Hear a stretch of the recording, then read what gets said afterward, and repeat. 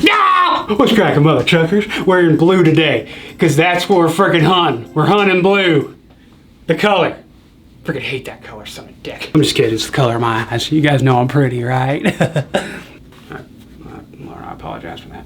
Please don't let them unsubscribe. All right, this is the final Africa hunting video we got for you mother truckers today. I'm not gonna yap that much because I know you want to see the hunting footage. So we had my kryptonite the other day with the Impala. We spot and stalked it. We freaking got her done. Now earlier in the week, I got a black wildebeest. Now there's another wildebeest in Africa that they call the blue wildebeest. And that was one that I had on my mind because I seen him a couple times and I was like, that is a giant animal that I would love to friggin' hunt. In today's episode, we've got the two biggest animals that I hunted in Africa in one gosh dang video. Started off with the blue wildebeest. The wind was a little bit weird today. We had to wait it off in the morning because the wind was swirling. We got in the blind in the afternoon. We waited and waited and waited and waited. I think we sat in the blind for 4 hours and didn't even see anything. And then at last, something came in. All right. We are back in the elevated blind. Wind's good for this blind, so we're sitting where we did yesterday, where we did really well. We got about 4 hours in here. We got our boy Jackson with us. Yeah. And Hanku is walking back. He's parking the truck. So, and there's a blue wildebeest coming, I think. Oh no, they're running. They're running the other way. Anyways, it's hot. So animals are gonna come in. Jackson just said, hopefully within the next 2 hours, something will be dead.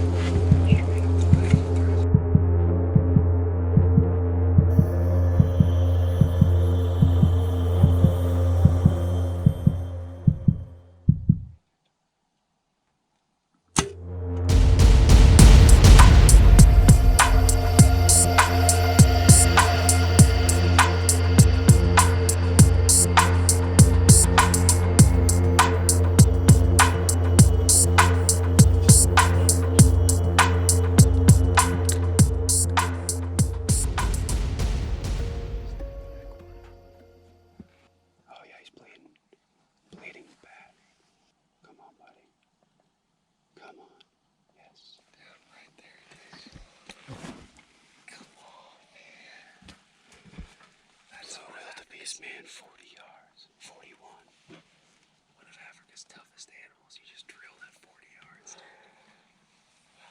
That was a great shot. I was getting a little bit nervous. Yeah, me too. Because that's a tough animal. I was going. You gotta hit it right, and you smoked it. Dude, we just smoked that wildebeest at 41 yards. He's laying like 50 yards over there.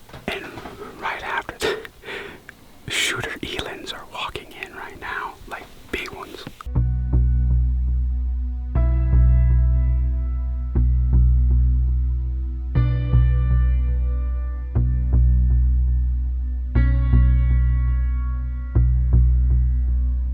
Big body. Nice bulls. Yeah, that's why you shot him. Oh man, that's freaking big blue wildebeest. A lot bigger body than the black. Oh, sweet man, sweet. Oh, look at that. Yeah. Wow. We got the blue wildebeest down. That was on the list. We got the black and the blue now, which is super cool. So take some pictures. The meat wagon's coming to pick it up. And freaking hey, man, what a day. Once again, another great day in Africa. You know, the cool thing about this stuff too is when you hunt here, you can't take the meat back with you. And where we're at, Akuya, these guys, they take everything from the stomach casing to every little bit of piece of meat.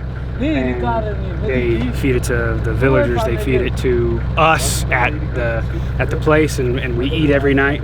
We ate hartebeest last night, eland last night, we ate what else we eat? Everything we've eaten. So it's super cool, and nothing goes to waste whatsoever. Nothing.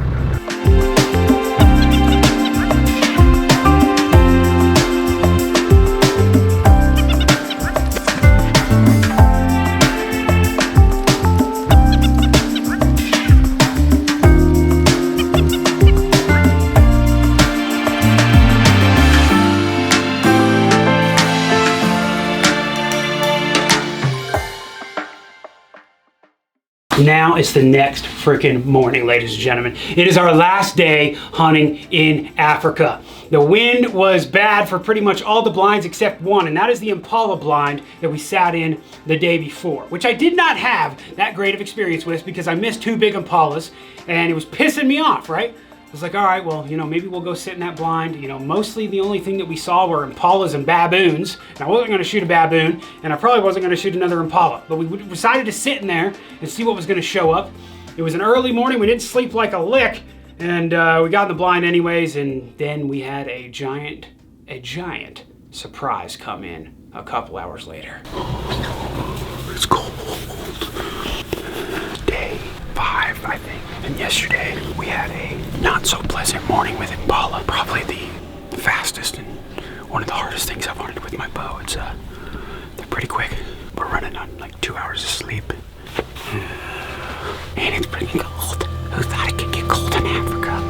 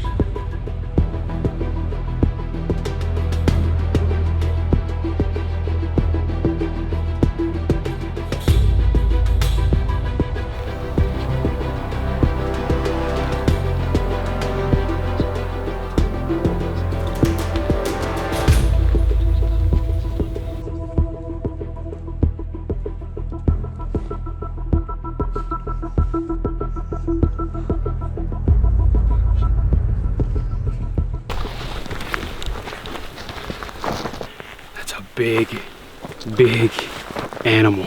The biggest, oh, watch out, Jackson. That is the biggest antelope on earth. It's, golly, dude, that thing is a monster. What am I gonna do with this?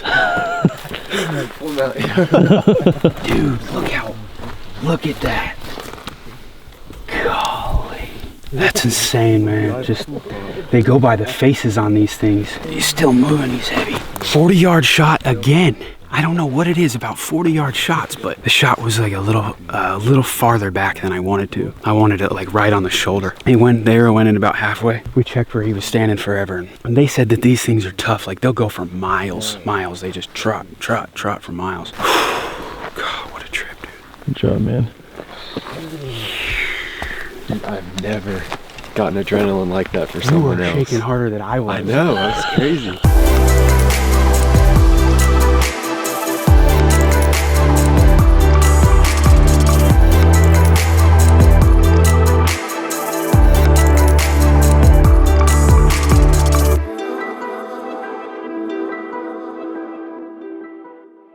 There you freaking have it, ladies and gentlemen. That right there is an eland. An eland is the biggest antelope species in the world. They weigh up to they can weigh up to over 2,000 pounds. Now the one I shot was actually a little bit skinny. They're in a big drought in Namibia right now, so They're some of those eland, they're looking a lot skinnier than they usually are. They can freaking, that one probably weighed, 1,500 pounds or something like that, but they can get upwards of over a ton. That eland was super old. You can just look at the face and they have this big hairy patch on their forehead. And if that thing is grown out really, really good and they've got a bunch of character in the bottom of their horns, they're a pretty gosh dang old bull. And that bull was old. He was by himself. And when that thing came in, I was just like, that's a freaking antelope, what the dick? The craziest thing about those things is those giant 2,000 pounds animals can jump over an 8-foot fence. Are you freaking kidding me? Those things can jump like a gosh dang leprechaun from Ireland. There you have it, man. Just an amazing time in Africa, dude.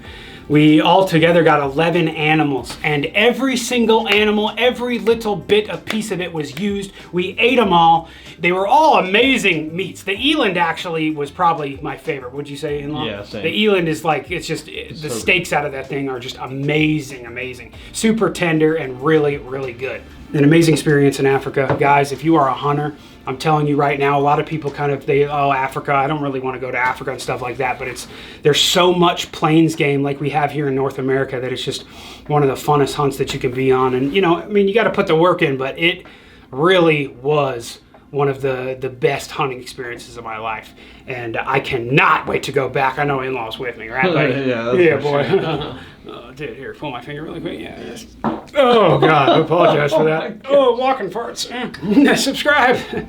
I promise I won't do that all the time. I don't know if you didn't know, if you guys are new to this channel, outlawdip.com. That's what I got in right now, yeah, boy. I just get involved at times. Thank you guys so much for watching the hunting videos, man. I love you mother truckers, and I reckon we'll see you on the dip side. And also, big thank you to Akuya Hunting Safaris for letting us come out there and hunt. We had Flair with us, we had Mullet Man with us, and we had our boy Brad, Texas Bred. All their links and everything are in the description box down below if you guys want to go check out their hunting videos as well. We all had a great time, man. It was super fun, and like I said, we can't wait to go back to Africa. And now I got to buy a new house because all the mounts that are going to be in here are pretty insane.